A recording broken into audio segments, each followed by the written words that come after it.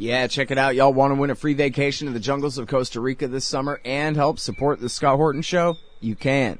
Joshua Hughes, peace activist and permaculturalist, runs Verde Energia Pacifica, an intentional community in the mountains of Llanos de Periscal, Costa Rica, and he's offered to raffle off a week's stay to listeners of this show.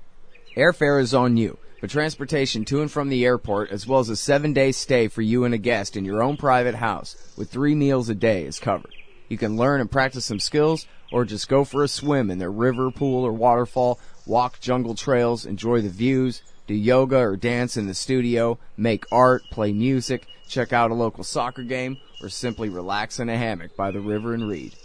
Raffle tickets are just $50. Stop by scotthorton.org/raffle for details. And anyone who enters will get half off on any future stay down there. scotthorton.org/raffle. All right, you guys, welcome back to the show. I'm Scott Horton. It's my show, The Scott Horton Show. Here weekdays, noon to 2 Eastern Time, 11 to 1 Texas Time on the Liberty Radio Network. Our first guest today is Phil Weiss from the great Mondo Weiss blog, The War of Ideas in the Middle East. Welcome back to the show, Phil. How are you? Good, Scott. How you doing? I'm doing real good. Appreciate you joining us on the show again today. Hey, you're doing a fundraiser there at MondoWeiss.net. Why don't you tell me all about it? People know what a fundraiser is. They could help us out if they like us, but yeah, we're doing a fundraiser. Very subtle. Well, yeah.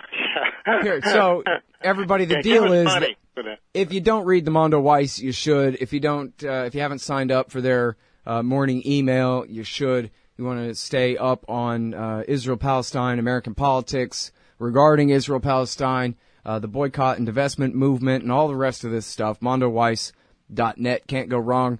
They've got great stable writers over there, including the great Phil Weiss, of course. And so, hey, go help support. All right, cool. Thanks.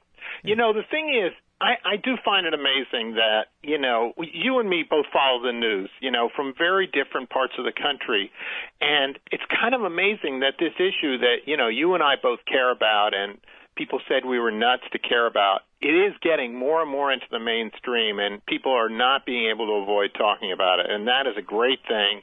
And you and I can both, you know, take some credit for having pushed it into the mainstream conversation, and also marvel that, you know, maybe democracy is working a little bit on this, where something that is so important is finally beginning to be talked about. Yeah. Well, I don't know. You can certainly take credit. I don't know about me, but it is an important issue, and I do come at it from a point of view most of the time from the assumption that most people really don't know anything about it, because I assume that most people get their news from TV, and TV never really tells the tale. So that's why I think it's so important to have you and your associates and others who take this issue so seriously on the show all the time, is give people a chance to hear this stuff for the first time.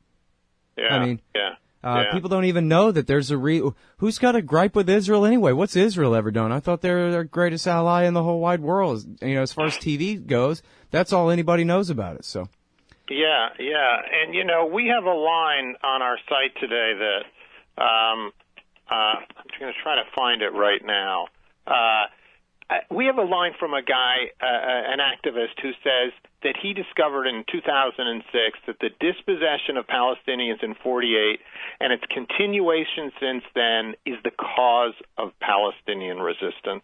How many Americans have that understanding? I mean, that is just a simple and profound truth about this conflict, right, is that these people were just ethnically cleansed, dispossessed, lost their homes. How many Americans understand that? Very few. Yeah, very few, definitely. And, you know, this reminds me of the article that you guys published just last week, I think it was, by your co-editor, Adam Horowitz, not the Beastie Boy, but the Mondo Weiss writer, who he told the story of how he became an anti-Zionist activist the way that he is. And, you know, to ruin the story, basically what he said was he learned the facts and then he applied common decency to the facts. And he decided he was on the side of the Palestinians. Basically as simple as that. Yeah. I mean, Adam is a very clear-thinking personality, and the idea that he grew up in the heart of the Jewish community, the Zionist Jewish community, which was sort of, you know, instilling this and indoctrinating him, and just said, hey, that doesn't work. He's very clear thinking. I think it was a lot harder for me, and it's still a hand-wringing journey for me, as we say. Yeah. Well, now, and as far as what you're talking about, the success of getting this issue out there in America, it seems like probably the biggest part of that is the BDS movement itself, because it comes with that giant question, why? Why a BDS movement? What's going on here? And I don't know if you saw this great article in the Jewish Daily Forward, I think on Monday or Tuesday, something like that. 4 reasons why the Sheldon Adelson attempt to destroy BDS is going to backfire. And the bottom line basically was because the BDS movement is run in great measure, at least, by liberal Jews who are, as we've talked about on this show over and over again, who have basic American civil rights type principles that just will not allow for the current apartheid system in Israel. There's just no room for it in there. Yeah, the one, I don't think it's run by them, but there's a prominent place for liberal Jews, yes, in that movement, and they can't get away with this anti-Semitism charge. And, the other great thing that Jay Michelson said in that article in the foreword is that, you're going to throw money at it. Throw more money at it, you billionaires, and you're going to corrupt more Jewish institutions. And, this is just a very, parochial concern of mine that I share with other Americans that I'm worried about my community when it's just so married to this idea of, things are fixed by having big donors jump in and give millions of dollars. They're going to fight BDS by raising $20 million. You know what? Change the policies. Treat people with decency. Don't just throw money at it to get better Hasbara. It's just really... it's a horrifying situation, and Michelson said they are going to drag the Hillels into this, these college chapters of Jewish life. And so they're going to be completely married to Zionism, those Hillels, and young Jews are going to go elsewhere. So, again, that's a parochial concern, but this crisis is going to be America's crisis. It is America's crisis, and Jews have a position of leadership in that kind of moral struggle. Mm-hmm. Now, explain that a little bit more, would you please, the Hillel groups and whatever. I'm not really familiar, but I guess what you're implying there, it sounds like what you're saying is these are groups that are about Judaism and about Jews in America and not necessarily Zionism. But now you have people like Sheldon Adelson coming with his money and trying to recruit all these groups that are just Jewish groups and trying to pervert them and twist them and make them anti-BDS groups, pro-Likud groups. Yeah, let me emphasize, my own life in college and after, I just, I didn't spend much time with Jewish groups. I was at the Harvard Crimson newspaper, and that was, we were almost all Jewish kids there, and we were plotting our careers, but I wasn't involved with religious education. Hillel is involved with religious and kind of communal life. So young Jews who go to college get involved, a lot of them get involved with these organizations. These big donors are committing that organization, which is already a Zionist organization, but committing it to even more Zionism, even as a group of young Jews have started an open Hillel movement to allow discussion of non-Zionist and anti-Zionist positions. So the reason that I feel licensed in talking about parochial stuff to a general audience is, Americans seek permission to some degree to talk about these issues. They seek permission from Jews. Because of the history of the Holocaust, because of anti-Semitism, whatever the reason, Americans seek permission. And I think it's this crack that's occurring inside the Jewish community in a big way is giving Americans permission to look at our foreign policy. Now, obviously, brave Americans, we're looking at their foreign policy. We're looking at Israel's influence long before they got permission. John Mearsheimer, Steve Walt didn't need permission as scholars to look at the history of the Israel lobby and write their groundbreaking book 9 years ago. But, so we're all working together. And the BDS movement, by the way, is led by Palestinians. And I think part of the understanding is that, civil rights struggles are led by the people who are oppressed. That is just the way it works out. They know better than anyone else what their experience is. They're making the request, and other people are following. Mm-hmm. And yeah, as far as the permission, I mean, mostly what that is people are afraid of being called anti-Semite. Yes, where, exactly. Where it's completely ridiculous when Jews are 2 or 3% of the American population, but the other 300 million Americans, you better never have anything bad to say about Israel or else you're a Nazi. I mean, that's ridiculous. Yeah, I know, it is ridiculous. I think it's changing. Yeah, I mean, it's so ridiculous. It sounds like the kind of accusations that Nazis make that actually have no tie to the truth, but in fact, it's pretty accurate. There's a big lie element to it. Yep. All right, hold it right there. We'll be right back with Phil Weiss Show. Hey, Al Scott here. First, I want to take a second to thank all the show's listeners, sponsors, and supporters for helping make the show what it is. I literally couldn't do it without you. And now I want to tell you about the newest way to help support the show. Whenever you shop at Amazon.com, stop by ScottHorton.org first, and just click the Amazon logo on the right side of the page. That way, the show will get a kickback from Amazon's end of the sale. It won't cost you an extra cent. And it's not just books. Amazon.com sells just about everything in the world, except cars, I think. So whatever you need, they've got it. Just click the Amazon logo on the right side of the page at ScottHorton.org or go to ScottHorton.org/Amazon. I love this. Robert Greenwald, the liberal fascist, tweeting out a picture of, Al-Qaeda is going to buy guns at a gun show if we don't pass more gun laws. Yeah, tell me more about Al-Qaeda is coming to get me, Robert Greenwald. What do you think of the Iran deal? Oh, I love the Iran deal. I mean, if they actually do it, I don't know if they will or not. What do you think's happening right now? Well, my guess is that they're pretending that it's kind of difficult here at the end, but that they basically have it all worked out. I mean, the reports are that Kerry's moving goalposts and making things more difficult. I want to believe that that's not true. I mean, if they screw it up at this point, I'm going to be so pissed off. But I do worry, though, about what their plan is after that. I mean, right now, they're willing to back a Saudi war in Yemen, just slaughtering men, women, and children all day, every day for weeks and weeks, so well over couple of months now, I guess, in order, to make the Saudis feel a little bit better about guaranteeing the always peaceful nature of Iran's nuclear program.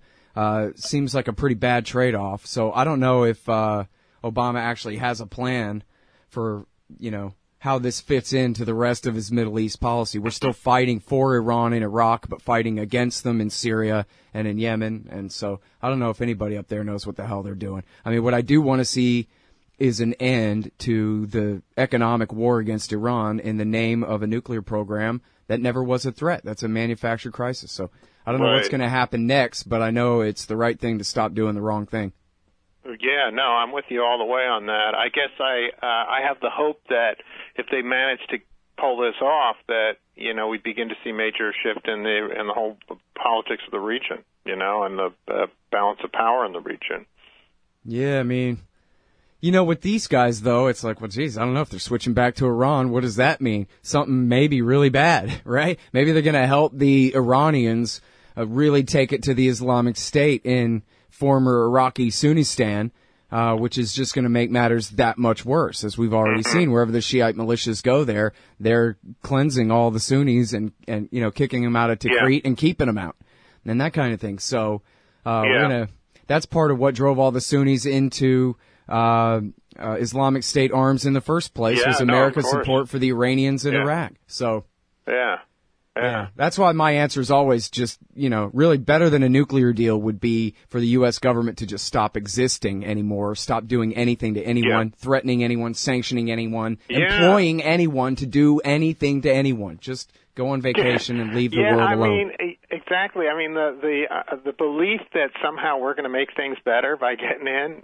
just what the hell, Call me anything you want. Call me an isolationist, call me a peacenik, pacifist. It's just nuts, I don't go into my neighbor's house to tell him how to run his, herd, to run her. Yeah. Well, and again, household. I mean, if the policy was coherent, it would be even worse, right? So, if we didn't have Israel's interests in Syria to take care of, we would be at full-scale war with the Islamic State right now. But Israel hates Iran more, and so we're still backing Al-Qaeda in Syria against Assad. So as horrible as that is, and even though it means that Obama is guilty of the highest of treason, supporting the cousins of the 9/11 attackers, it still is preventing a worse war in Iraq right now. So, as crazy as that sounds. By the way, back to Israel-Palestine and all that for a minute here. Can you please tell us about the controversy about Michael Oren, I'm always playing the clip of him saying how much Israel prefers ISIS and al-Nusra to the Ba'athist regime in Damascus here, former Israeli ambassador to the United States. But he's gotten himself in some real hot water, and according to what I've been reading on your website here lately, Phil, it sounds like it's all to the good. That actually Michael Oren has come out and spoken quite frankly about what the Likud thinks of America and thinks of American liberal Jews, and he's sort of dug himself a little bit of a grave here.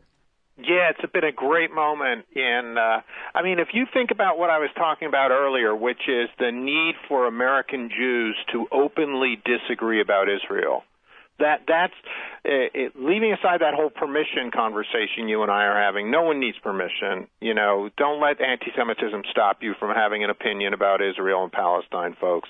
Okay, but looking at the Jewish community, that community has said we have to maintain absolute unanimity on Israel because we're only 2% and we have to influence American policy. That's the heart of the Israel lobby. That's the Israel lobby believes everything that Walter Mearsheimer wrote and more. And so here you have, and part of that ideology is, hey, these are our cousins, you know. And actually, they're a little better than us because they're over there serving in uniform in Israel. We're just going to law school and living good lives, easy lives, and not serving in the military. And they're on the front line there, and we have to support them. So that has worked. That has held that alliance together for a long time. Is that type of indoctrination, which I even got from my mother's best friend who moved to Israel. She would explain why we were lesser and they were better, and I kind of believed it. Anyway, so here is Michael Oren, who moved over there. He was born the same year I was, 60 years ago. He moved over there because he thought anti-Semitism was so bad in the United States, and now he's come out with this book. And he said, you American Jews are not tough, and we are tough, and you're kind of weenies. And he has contempt for American Jews and thinks that they're assimilated. They don't know what it is to be Jewish. They've not been in uniform. They don't know what it's like to have bombs fall. And so he's expressed this book he wrote in a hurry in order, he says, he wrote the book in order to maintain support, to get American Jewish support against the Iran deal.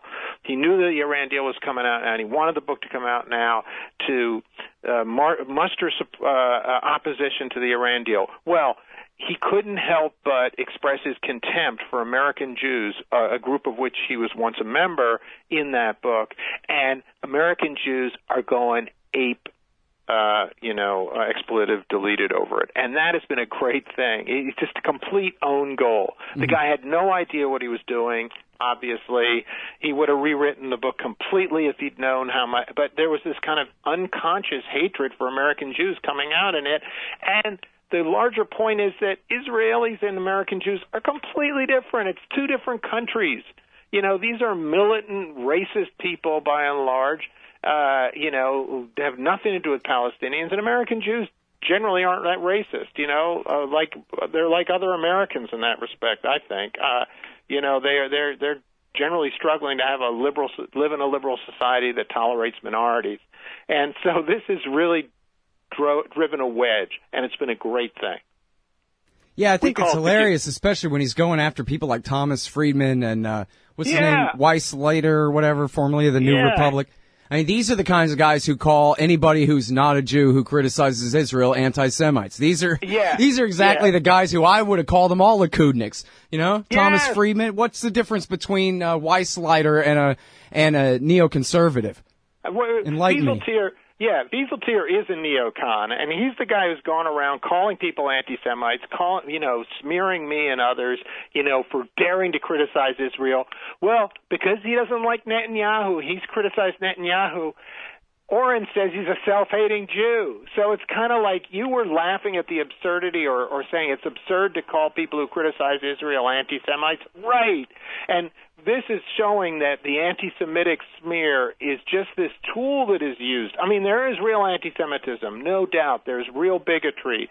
But this is a tool that is used to stop criticism of Israel. And in this case, he's calling fellow Jews, American Jews, anti-Semites because they've dared to criticize Israel. So he's exposed the kind of absurdity and hollowness of that charge. Mm-hmm. Well, and he's accusing them of that because they support a two-state solution and they're against Netanyahu for opposing one. But Netanyahu's story is that he does support one. He was only pretending to oppose one for a minute there to get reelected, he says. Yeah, well, the fact is that, and Oren is now a member of Knesset over there, anyone in the power structure there, they don't support a two-state solution. The best that they can say is when you talk about a two-state solution, Oren will say, I understand. Let's just have a two-state situation right now. We can't have a Palestinian state right now. They're going to block a Palestinian state at the UN this fall. That's going to be a giant deal. And all they want is Bantustans, and people living in apartheid conditions forever, and with skirmishes now and then and a giant wall and fence around them. Amazing. Now, so this guy Haim Saban, who made his fortune off the Mighty Morphin Power Rangers, now is he even an American citizen, or is he or he's a dual citizen? Is that it? I believe he is. I mean, I think he was born in Egypt. He moved to Israel. And then I think he came to the United States, if that's how it worked out. I'm pretty sure he's an American citizen, yes. Oh, okay. He lives in L.A. He's the guy he gives more money to Democratic Party candidates than just about anybody. Mm-hmm. And he's the guy who, the Brookings Institution was formerly known, whether rightly or wrongly, I don't know, as kind of a center-left kind of an institution. But then he gave him a bunch of money and created the Saban Center, which is always proposing very kind of right-wing policies and that kind of deal. So he's very happy to throw his weight around, and we've talked about this a little bit on the show before, but is it right, did I read your site right here, that he is the single biggest donor to the Democratic Party and specifically to Hillary Clinton? I don't know that he's the single biggest donor to the Democratic Party. He has been one of the leading donors. He is absolutely vital to Hillary's run, just as he was absolutely vital to Obama's run. And Obama had to, Alan Dershowitz had to stand up for Obama in order for Saban to come on board. Obama had supported Hillary in 2008 and didn't really trust Obama, finally came on board and ultimately held fundraisers for Obama. So he's a right-winger on these questions, no question, right-winger. Yeah, and so, this is the kind of thing where, maybe you do have to be Jewish to talk about this, that, hey, there's a lot of Jewish money into the Democratic Party, and it matters a lot to Democratic candidates. And these are the kinds of things that, you don't have to use any bad words or anything to kind of sound like, you're on the Protocols of Zion or whatever. Right. If you don't have a last name like Weiss to provide the cover that, hey, we just crunched the numbers and that's what it says. Yeah, I mean, Martin Indyk, leading supporter of Israel, calls it the Jewish factor in American politics. And, Jews address this openly now, that there's a huge amount of Jewish money involved in the political process that tends to be Zionist. Now, because these people are right-wing conservative Jews who really care about Israel, they're pouring money into the political process, and they have it. So, I mean, we are one of the richest group, I think, by religion in the United States. So it gives us that ability to do that. And again, I think the answer is that the war has to begin inside Jewish life. And people like me have to question, why are you using money to try to sway elections in favor of a racist apartheid state? Mm-hmm.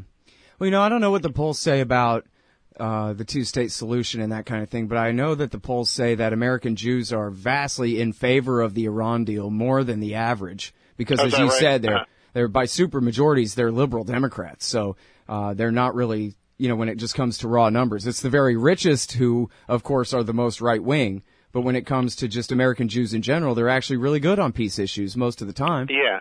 Yeah, well, this is the contention of the kind of liberal Zionists and Jewish Voice for Peace too, a non-Zionist group, where they say you're misrepresenting this Israel lobby, all these rich billionaires who are corrupting the political process. You're misrepresenting American Jewish opinion.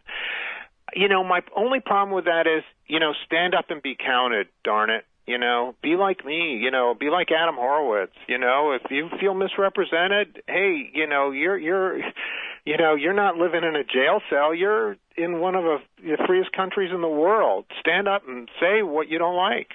That's what I'm saying. All right. Hey, thanks for coming back on the show and saying what you got to say. I sure appreciate having you. Man. All right, that's Philip Weiss, everybody. He's at mondoweiss.net. He's got a great stable of writers over there, Annie Robbins and Adam Horowitz and a bunch more, too. So check them out, mondoweiss.net, and it's their fundraising time right now, so go help them out. We'll be right back after this. Hey, Al, Scott Horton here. It's always safe to say that one should keep at least some of your savings in precious metals as a hedge against inflation. And if this economy ever does heat back up and the banks start expanding credit, rising prices could make metals a very profitable bet. Since 1977, Robertson Roberts Brokerage Inc. has been helping people buy and sell gold, silver, platinum, and palladium, and they do it well. They're fast, reliable, and trusted for more than 35 years. And they take Bitcoin. Call Robertson Roberts at 1-800-874-9760 or stop by rrbi.co. Hey, I'll check out the audiobook of Lew Rockwell's Fascism versus Capitalism, narrated by me, Scott Horton, at audible.com. It's a great collection of his essays and speeches on the important tradition of liberty. From medieval history to the Ron Paul Revolution, Rockwell blasts our statist enemies, profiles our greatest libertarian heroes, and prescribes the path forward in the battle against Leviathan. Fascism versus Capitalism by Lew Rockwell for audiobook. Find it at Audible, Amazon, iTunes, or just click in the right margin of my website at scotthorton.org. Hey, y'all, guess what? You can now order transcripts of any interview I've done for the incredibly reasonable price of $2.50 each. Listen, finding a good transcriptionist is near impossible, but I've got one now. Just go to scotthorton.org/transcripts, enter the name and date of the interview you want written up, click the PayPal button, and I'll have it in your email in 72 hours max. You don't need a PayPal account to do this. Man, I'm really going to have to learn how to talk more good. That's scotthorton.org/transcripts.